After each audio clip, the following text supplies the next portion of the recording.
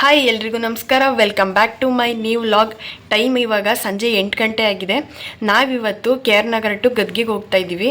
ನಮ್ಮ ಮಾವನ ಮಗಳದು ಮದುವೆ ಇದೆ. ಸೊ ಹಾಗಾಗಿ ಇವಾಗ ನೈಟ್ ರಿಸೆಪ್ಷನ್ ಇರುತ್ತೆ. ಸೊ ಹಾಗಾಗಿ ಇವತ್ತು ಹೋಗ್ತಾ ಇದ್ದೀನಿ. ಇವಾಗ ನಾನು ಹೇಳಬೇಕು ಅಂದರೆ ಬೆಳಗ್ಗೆನೇ ಹೋಗಬೇಕಿತ್ತು. ನಮ್ಮಮ್ಮ ಮೊನ್ನೆನೇ ಹೋಯಿತು. ನಾನು ಬೆಳಗ್ಗೆ ಇವತ್ತು ಬಸ್ಗೆ ಹೋಗಬೇಕಿತ್ತು. ಇವತ್ತು ಸ್ವಲ್ಪ ನನಗೆ ಬೆಳಗ್ಗೆ ಫುಲ್ ಮೈಕೈ ನೋವು ಮತ್ತು ಜ್ವರ ಬಂದುಬಿಡ್ತು. ಸೊ ಹಾಗಾಗಿ ನಾನು ಬಸ್ಸಲ್ಲಿ ಹೋಗೋದನ್ನ ಕ್ಯಾನ್ಸಲ್ ಮಾಡಿದೆ. ನಮ್ಮಪ್ಪ ಒಬ್ಬರೇ ಹೋದರು ಬಸ್ಸಲ್ಲಿ. ಮತ್ತು ಸಂಜೆ ನಮ್ಮ ಅಣ್ಣ ಕೂಡ ಹೋದ ಬೈಕಲ್ಲಿ. ಇನ್ನು ಸಂಜೆ ಟೈಮ್ ಮಳೆ ಇವಾಗ ಜಾಸ್ತಿ ಅಲ್ವಾ, ಅದರಲ್ಲೂ ಹೋಗೋಕ್ಕಾಗಲ್ಲ ಅಂತ ಹೇಳ್ಬಿಟ್ಟು ನಾನು ಕ್ಯಾನ್ಸಲ್ ಮಾಡಿದೆ. ಮತ್ತು ಇವಾಗ ಸಂಜೆ ನಮ್ಮ ಅಕ್ಕ ಬಾವ ಅವರು ಇಲ್ಲೊಂದು KR ನಗರದಲ್ಲಿ ಒಂದು ಮದುವೆ ಇದೆಯಂತೆ. ಸೊ ಅದನ್ನು ಮುಗಿಸ್ಕೊಂಡು ನಾವು ಒಟ್ಟಿಗೆ ಗದ್ಗೆಗೆ ಹೋಗೋಣ ಅಂತ ಹೇಳ್ಬಿಟ್ಟು ನಾನು ಸರಿ ಇವಾಗ ಸಂಜೆ ಲೇಟ್ ಆದರೂ ಪರವಾಗಿಲ್ಲ ಅಂತ ಹೋಗ್ತಾ ಇದ್ದೀವಿ. ಗದ್ಗೆ ಅಂದರೆ ಸ್ವಲ್ಪ ಜನಕ್ಕೆ ಗೊತ್ತಿರುತ್ತೆ. ಈ ಕೆಣ್ಗಣ್ಣ ಸ್ವಾಮಿ ದೇವಸ್ಥಾನ ಗೊತ್ತಾ, ಫೇಮಸ್ ಆಗಿದೆ ಇತ್ತೀಚೆಗೆ. ಅದು ಆ ಪ್ಲೇಸಲ್ಲಿ ಇರೋವಂಥದ್ದು ಮದುವೆ. ನಮ್ಮ ಅಜ್ಜಿ ಊರು ಕೂಡ ಅಲ್ಲೇ ಇರೋದು, ಗದ್ಗೆ ಹತ್ರನೇ. ಸೊ ಇವಾಗ ಹೋಗೋದಕ್ಕೆ ಅಂತ ರೆಡಿಯಾಗಿ ಕೂರಿಸಿದ್ದೀವಿ. ನಾನು ಎಂಥ ದಡ್ಡಿ ಅಂದರೆ, ನಮ್ಮಮ್ಮ ಮೊನ್ನೆನೇ ಹೋಯ್ತು ಅಂತ ಹೇಳಿದ್ನಲ್ಲ, ನಂದು ಜ್ಯುವೆಲ್ಸು ಮತ್ತು ಬಟ್ಟೆ ಎಲ್ಲನೂ ನಮ್ಮ ಅಮ್ಮನ ಹತ್ರನೇ, ಸಿರಿ ಬಟ್ಟೆ ಎಲ್ಲನೂ ನಮ್ಮ ಅಮ್ಮನ ಹತ್ರನೇ ಬ್ಯಾಗಲ್ಲಿ ಕೊಟ್ಟು ಕಳಿಸ್ಬಿಟ್ಟು ಇನ್ನು ಬಸ್ಸಲ್ಲಿ ಇಟ್ಕೊಂಡು ಬರೋಕ್ಕಾಗಲ್ಲ ಅಂತ ಈ ಟಾಪ್ದು ಸಹ ಪ್ಯಾಂಟು ಮತ್ತು ವೇಲ್ನೂ ಸಹ ಕೊಟ್ಬಿಟ್ಟಿದ್ದೀನಿ.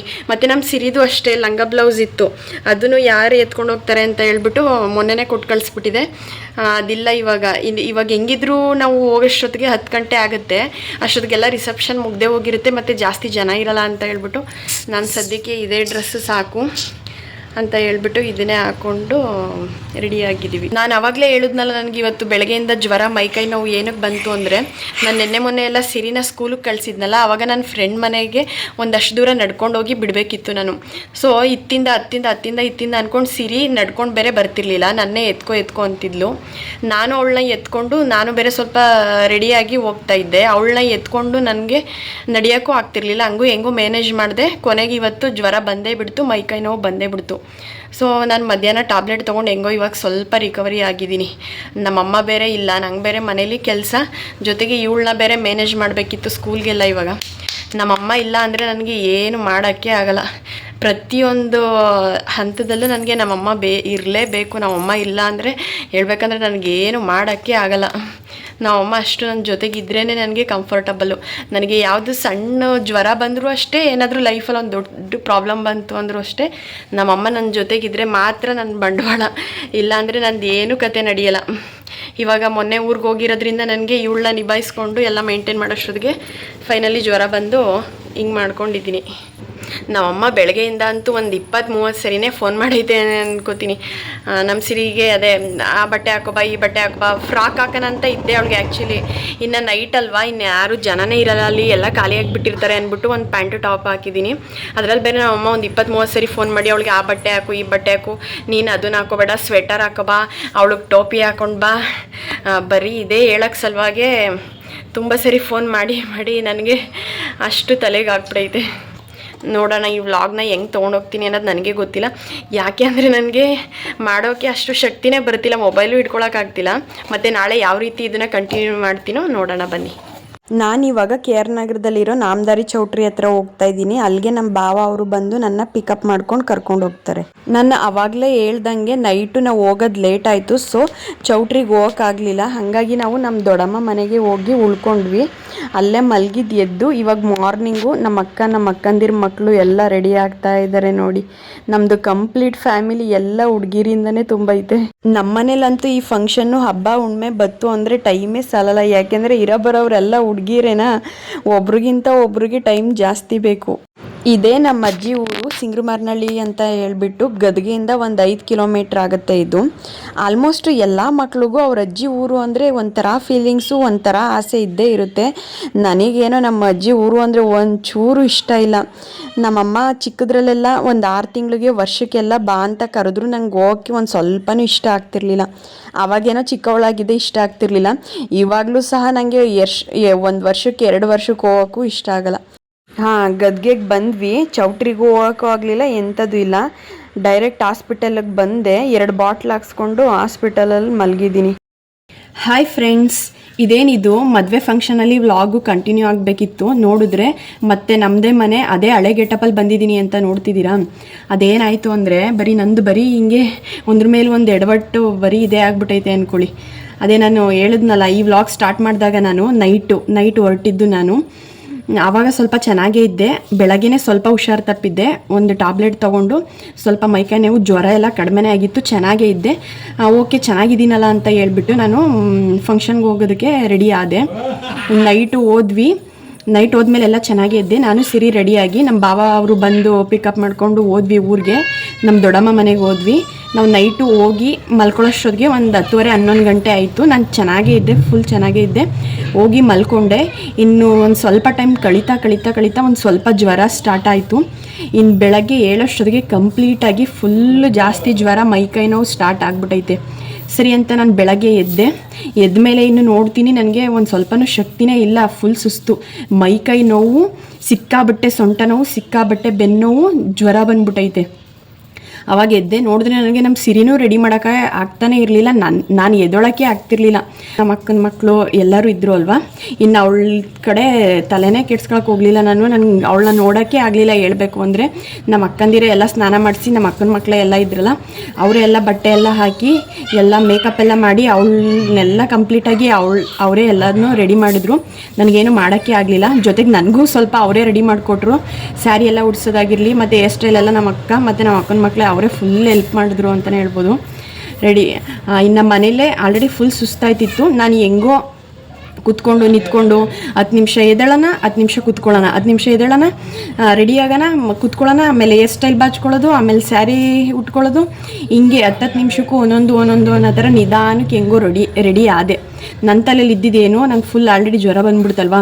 ಸದ್ಯ ಇದೊಂದು ಮದುವೆನ ಮುಗಿಸ್ಕೊಂಡು ಹೋಗ್ಬಿಡೋಣ, ಮದುವೆ ಮುಗಿಸ್ಕೊಬಿಟ್ಟು ಬಸ್ಸಲ್ಲಿ ಆ ಕಡೆಯಿಂದ ಬಂದ್ಬಿಡೋಣ, ಹೆಂಗೋ ಮದುವೆ ಮುಗ್ದೋಗ್ಬಿಡುತ್ತೆ ಅನ್ನೋದು ಮೈಂಡಲ್ಲಿ ಇತ್ತು. ಬೆಳಗ್ಗೆ 8 ಗಂಟೆ ತನಕ ಹಿಂಗೆ ಇದ್ದೆ ನಾನು.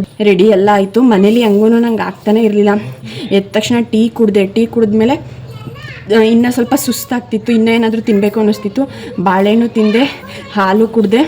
ಆದ್ರೂ ನನ್ನ ಗೋಳಾಟ ನೋಡೋಕ್ಕೆ ಆಗ್ತಿರ್ಲಿಲ್ಲ ಯಾರಿಗೂ. ಅಲ್ಲಿ ನಮ್ಮ ದೊಡ್ಡಮ್ಮನೂ ಅಲ್ಲಿ ಸೋಕು ತೊಗೊಟ್ರು, ಏನಾದರೂ ದೃಷ್ಟಿಯಾಗಿರುತ್ತೆ, ಇಲ್ಲಾಂದರೆ ಅಲ್ಲೆಲ್ಲ ನನ್ನ ಸ್ಕೂಲ್ ಹತ್ರ ಎಲ್ಲ ಓಡಾಡಿದ್ನಲ್ಲ ನಾನು, ಆವಾಗ ಅಲ್ಲೇನಾದರೂ ಆಗಿರುತ್ತೆ ಅಂದ್ಬಿಟ್ಟು ಅದನ್ನು ತೆಗೆದ್ರು.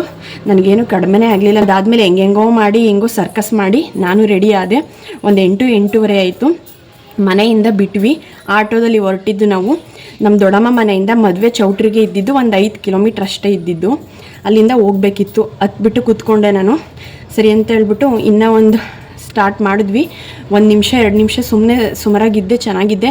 ಆಮೇಲೆ ಬರ್ತಾ ನನಗೆ ಬೆನ್ನು ನೋವು ತಡ್ಕೊಳಕ್ಕೆ ಆಗಲಿಲ್ಲ. ಫುಲ್ಲು ಯಾವ ಲೆವೆಲ್ಗೆ ಅಂದರೆ ನನ್ನ ಲೈಫಲ್ಲೇ ಅಷ್ಟು ಬೆನ್ನೋವು, ಸೊಂಟ ನೋವು ಬಂದಿರಲಿಲ್ಲ. ಅಷ್ಟು ಬೆನ್ನೋವು, ಸೊಂಟ ನೋವು ಸ್ಟಾರ್ಟ್ ಆಗೋಯ್ತು. ಅಲ್ಲೇ ಅಳೋ ಥರನೇ ಸ್ಟಾರ್ಟ್ ಆಗೋಯ್ತು ನನಗೆ. ಪೈನು ಅಷ್ಟ್ರ ಮಟ್ಟಿಗೆ ಅಳ್ತಾ ಇದ್ದೀನಿ. ನಮ್ಮ ಅಕ್ಕನೂ ಬೆನ್ನೆಲ್ಲ ಉಚ್ಕೊಡ್ತಾವಳೆ, ಒತ್ತುತ್ತವಳೆ. ಏನೇನೋ ಮಾಡಿದ್ರು ನನಗೆ 1% ಬೆನ್ನೋವು, ಸೊಂಟ ನೋವು ಕಡಿಮೆನೇ ಆಗ್ತಿಲ್ಲ. ಆವಾಗ ಅನ್ನಿಸ್ತು, ಯಪ್ಪ ಏನು ಇಷ್ಟೊಂದು ನೋವು ನನಗೇ ಬರಬೇಕಿತ್ತ, ಏನಕ್ಕಪ್ಪ ಈ ನೋವು ಈ ಥರ ಬರ್ತೈತೆ ನನಗೆ ಈ ಟೈಮಲ್ಲಿ, ಅದುವೇ ಪ್ರೆಗ್ನೆನ್ಸಿ ಟೈಮಲ್ಲಿ ಈ ನೋವೇ ಹಿಂಗೆ. ಇನ್ನು ಮತ್ತೆ ಇನ್ನೊಂದು ಸ್ವಲ್ಪ ದಿನ ಕಳೆದ್ರೆ ಆ ನಾರ್ಮಲ್ ಡೆಲಿವರಿ ಬೇರೆ ಬರುತ್ತಲ್ಲಪ್ಪ, ಹೆಂಗಪ್ಪ ಅನುಭವಿಸ್ಲಿ ಇದನ್ನೆಲ್ಲ ಅನ್ನೋಷ್ಟು ನನ್ನ ಗೋಳು ಯಾರಿಗೂ ಬೇಡ, ಅಷ್ಟು ನೋವು ಬಂದ್ಬಿಟ್ಟಿತ್ತು. ಅಷ್ಟೊತ್ತಿಗೆ ನಮ್ಮಮ್ಮ ಅವರೆಲ್ಲ ಚೌಟ್ರಿಲೇ ಇದ್ದರು. ನಮ್ಮಮ್ಮ ನೈಟೆಲ್ಲ ಅಲ್ಲೇ ಉಳ್ಕೊಂಡು ಚೌಟ್ರಿಲೇ ಇದ್ದರು. ಹೋದ್ವಿ. ಇನ್ನು ಚೌಟ್ರಿಗೆ ಹೋಗ್ಬಿಡೋಣ ಅಂತ ಪ್ಲ್ಯಾನ್ ಮಾಡಿದ್ನಲ್ಲ ನಾನು. ಹೆಂಗಾದ್ರೂ ಮಾಡಿ ಮದುವೆ ಮುಗಿಸ್ಕೊಂಡು ಬಸ್ಸಲ್ಲಿ ಬೇಗ ನಮ್ಮೂರಿಗೆ ಬಂದ್ಬಿಡೋಣ ಅಂತ ಪ್ಲ್ಯಾನ್ ಮಾಡಿದ್ನಲ್ಲ, ಅದೆಲ್ಲ ಏನೂ ವರ್ಕೌಟ್ ಆಗಲಿಲ್ಲ.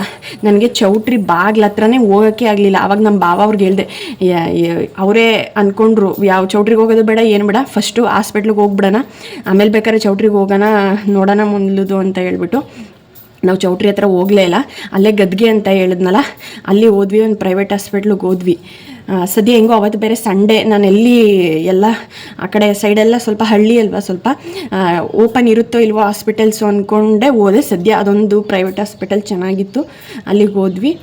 ಡಾಕ್ಟರ್ ಇರಲಿಲ್ಲ. ಒಂದು 5 ನಿಮಿಷ ವೆಯ್ಟ್ ಮಾಡಿ ಬರ್ತಾರೆ ಅಂತ ಹೇಳಿದ್ರು. ವೆಯ್ಟ್ ಮಾಡಿದ್ವಿ. ನನಗೆ ಆಟೋಯಿಂದ ಕೆಳಗಡೆನೇ ಇಳಿಯೋಕ್ಕೆ ಆಗ್ತಿರ್ಲಿಲ್ಲ.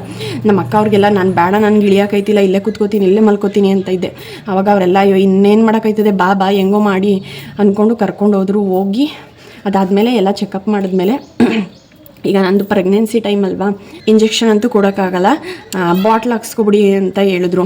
ಅವಾಗ ಸರಿ ಇನ್ನೇನು ಮಾಡೋದು, ಬಾಟ್ಲೋ ಇಂಜೆಕ್ಷನೋ ಟ್ಯಾಬ್ಲೆಟೋ ಯಾವುದೋ ಒಂದು, ನನಗೆ ಆ ಕ್ಷಣಕ್ಕೆ ನೋವು ಕಡಿಮೆ ಆದರೆ ಸಾಕು ಅಂತ ಹೇಳ್ಬಿಟ್ಟು ಸರಿ ಬಾಟಲ್ಲೇ ಹಾಕಿ ಅಂತ ಹೇಳ್ಬಿಟ್ಟು ಹೋಗಿ ಮಲ್ಕೊಂಡೆ. ಫುಲ್ ಚಳಿ ಅಂದರೆ ಚಳಿ, ನಾನು ಜರ್ಕಿನೆಲ್ಲ ಹಾಕ್ಕೊಂಡಿದ್ದೆ. ಫುಲ್ ಚಳಿ ಅಂದರೆ ಚಳಿ ಇತ್ತು. ಬಾಟ್ಲ್ ಹಾಕಿದ್ರು. ಬಾಟ್ಲು ತನಕ ನನಗೆ ಸಿಕ್ಕಾಬಟ್ಟೆ ಚಳಿ ಇತ್ತು, ಜರ್ಕಿನ್ ತೆಗೆದೇ ಇರಲಿಲ್ಲ. ಆಮೇಲೆ ಬಾಟ್ಲ್ ಹಾಕಿ ಅದು ಬಾಟ್ಲು ಒಂದು ಅರ್ಧ ಖಾಲಿ ಆದಮೇಲೆ ಫುಲ್ ಶೆಕೆ ಸ್ಟಾರ್ಟ್ ಆಗಿಬಿಡ್ತು. ಆವಾಗ ಜರ್ಕಿನೆಲ್ಲ ಕಿತ್ತು ಬಿಸಾಕಿ ಅಲ್ಲೇ ಫ್ಯಾನ್ ಇರೋದೆಲ್ಲನೂ ಆನ್ ಮಾಡಿಸ್ಕೊಂಡು 2 ಬಾಟ್ಲ್ ಹಾಕ್ಸ್ಕೊಂಡೆ. ಆಮೇಲೆ ಒಂದು ಸ್ವಲ್ಪ ಅಲ್ಲೇ ಮಲಗಿದ್ನಲ್ಲ, ಸ್ವಲ್ಪ ನೋವು ಕಡಿಮೆ ಆಗೋಕ್ಕೆ ಸ್ಟಾರ್ಟ್ ಆಯಿತು. ಕಂಪ್ಲೀಟಾಗಲ್ಲ, ಒಂದು ಅರ್ಧ ನೋವು ಕಡಿಮೆ ಆಯಿತು. ಅಯ್ಯಪ್ಪ, ಆವಾಗ ಸ್ವಲ್ಪ ಜೀವ ಬಂದಂಗೆ ಆಯಿತು. ಅದಾದಮೇಲೆ ಹಾಸ್ಪಿಟಲ್ಗೆ ಎಲ್ಲರಿಗೂ, ನಮ್ಮ ಅಮ್ಮನೂ ಅಲ್ಲಿಗೆ ಬಂತು, ನಮ್ಮ ದೊಡ್ಡಮ್ಮ, ನಮ್ಮ ಚಿಕ್ಕಪ್ಪಂದಿರು, ನಮ್ಮ ದೊಡ್ಡಮ್ಮಂದಿರು, ನಮ್ಮ ಅಣ್ಣಂದಿರು, ಪ್ರತಿಯೊಬ್ಬರು ಎಲ್ಲರೂ ಅಲ್ಲಿಗೆ ಬಂದುಬಿಟ್ರು ಹಾಸ್ಪಿಟ್ಲಿಗೆ. ನಮ್ಮಮ್ಮ ಬೇರೆ ಅದು ಬೇರೆ, ಎಲ್ಲರ ಜೊತೆಗೂ ಇವಳು ತಿನ್ನಲ್ಲ ಏನು ತಿನ್ನಲ್ಲ ಅದಕ್ಕೆ ಹೆಂಗೆ ಮಾಡ್ಕೊಂಡವಳೆ ಅಂತ ಅರ್ಧ ಅಲ್ಲೇ ಬೇರೆ ಬೈತಾಯಿತ್ತು.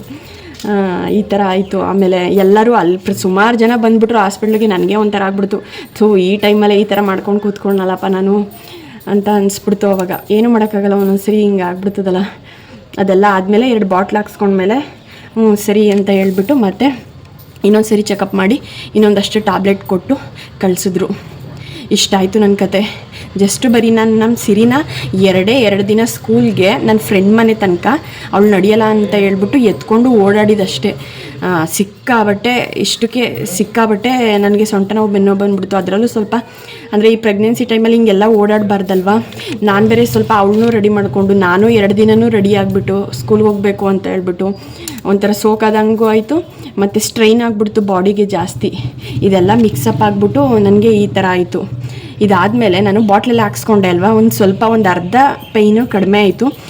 ಓಕೆ, ಸದ್ಯ ಇವಾಗಲಾದರೂ. ಅಷ್ಟೊದಕ್ಕೆ ಆಲ್ರೆಡಿ ಒಂದು 10:30, 11 ಗಂಟೆ ಆಗಿಬಿಟ್ಟಿತ್ತು. ಅಲ್ಲಿ ಮದುವೆಲಿ ದಾರೆ ಎಲ್ಲ ಕಂಪ್ಲೀಟಾಗಿ ಮುಗ್ದೋಗಿತ್ತು. ನಾನು ಪರವಾಗಿಲ್ಲ, ಇನ್ನೇನು ನೋವಾದರೂ ಕಡಿಮೆ ಆಯ್ತಲ್ಲ, ಇನ್ನೊಂದು ಅಷ್ಟೊತ್ತು ಸ್ವಲ್ಪ ಹೊತ್ತು ಚೆನ್ನಾಗಿ ಚೌಟಿಲಿ ಓಡಾಡ್ಬಿಟ್ಟು ಮನೆಗೆ ಹೋಗೋಣ, ಬಸ್ಸಲ್ಲಿ ಹೋಗ್ಬಿಡೋಣ ಅಂತ ಹೆಂಗೋ ಅಲ್ಪ ಸ್ವಲ್ಪ ಖುಷಿಯಾಗಿದ್ದೆ.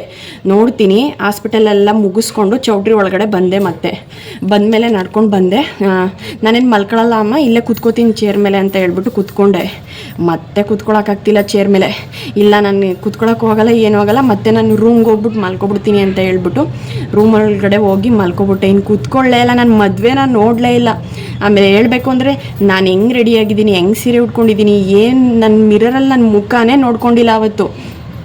ಅದಾಯ್ತಾ, ಅದಾದಮೇಲೆ ಹೋಗಿ ನಾನು ಮಲ್ಕೊಬಿಟ್ಟೆ. ಇನ್ನು ನಾನು ಮಲಗಿರೋ ತಕ್ಕೇನು ಅಲ್ಲಿ ಆಲ್ಮೋಸ್ಟ್ ಬರೋ ಅರ್ಧ ಚೌಟ್ರಿಲಿ ಎಲ್ಲರಿಗೂ ನನಗೆ ಹುಷಾರಿಲ್ಲ ಅನ್ನೋದು ಎಲ್ಲರಿಗೂ ಗೊತ್ತಾಗ್ಬಿಟ್ಟಿತ್ತು. ಆಲ್ಮೋಸ್ಟ್ ನನ್ನ ಪಡೆಗೆ ನಂಗೆ ನಿದ್ದೆ ಬೇರೆ ಬಂದ್ಬಿಟ್ಟಿತ್ತು. ನಿದ್ದೆ ಅಂದರೆ ಸ್ಟ್ರೈನ್ ಆಗಿತ್ತಲ್ಲ, ಅದ್ರದ್ದು ಮಂಕ್ ಬಂದಂಗೆ ಆಗ್ಬಿಟ್ಟಿತ್ತು. ನಾನು ಮಲ್ಕೊಬಿಟ್ಟಿದ್ದೆ.